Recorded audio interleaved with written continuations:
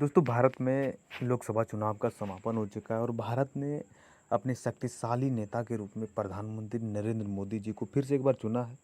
और इनके शपथ ग्रहण समारोह में विदेशी मेहमानों का जो बुलावा है, हमारे देश में परंपरा चली आ रही है कि अगर प्रधानमंत्री के शपथ समारोह का जो फंक्शन होता है उसमें विदेशी मेहमानों को आमंत्रित किया जाता है। पिछले बार भी हमने देखा कि काफ़ी बड़े शक्तिशाली देशों को आमंत्रित किया था हमारे देश ने।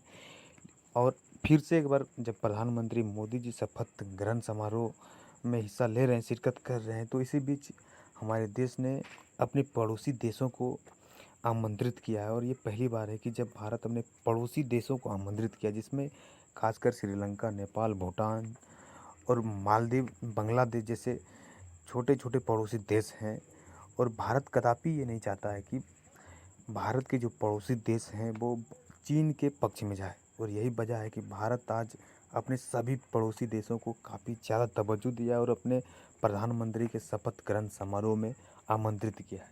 दोस्तों एक बात और, इस शपथ ग्रहण समारोह में पूरी दुनिया की नज़र मालदीव के ऊपर टिकी है, क्योंकि जो मालदीव भारत के फेवर में ना जाते हुए हर बात पर चीन का पक्ष में गया था।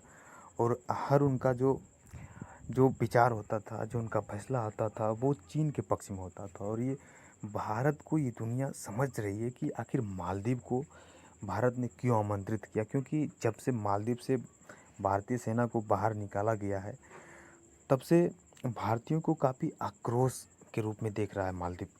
क्योंकि मालदीव के जब से नए प्रधानमंत्री अपना चुना है, मोइजू सरकार जब से वहाँ पे बनी है, तब से वो भारत के खिलाफ एक नैरेटिव खड़ा कर रहा है वो। और वो चीन के पक्ष में धीरे धीरे जाता दिख रहा है। और इसी कड़ी में भारत ने मोदी सरकार को आमंत्रित किया है प्रधानमंत्री नरेंद्र मोदी के शपथ ग्रहण समारोह में। तो ये भारत की एक कूटनीतिक चाल है कि मोइजू को भारत अपने पक्ष में कैसे करे, क्योंकि आने वाला जो समय है वो ऐसा होगा कि अपने पड़ोसी देशों से संबंध काफ़ी अच्छे रखना होगा। क्योंकि चीन की एक जो चाल है कि वो भारत के सभी पड़ोसी देशों से अच्छे संबंध रखता है और यही संबंध के कारण भारत पे दबाव बनाता है। आपने हाल ही में देखा होगा कि श्रीलंका में कैसे अपने वो विमानों को भेजता था भारत के खुफिया जानकारियों को जानकारी करने के लिए। तो ये सभी चाल पे चीन अड़ंग लगाया हुआ है। और इसी बीच भारत ने भी कूटनीतिक विचारों के तहत मालदीव, श्रीलंका जैसे पड़ोसी देशों को भारत में आमंत्रित किया है, जो हर बात पे, हर चीज़ों पे चीन के पक्ष में फैसला लेता है। तो दोस्तों मिलते हैं, हमारे साथ बने रहिए हमारे नेक्स्ट वीडियोज़ में।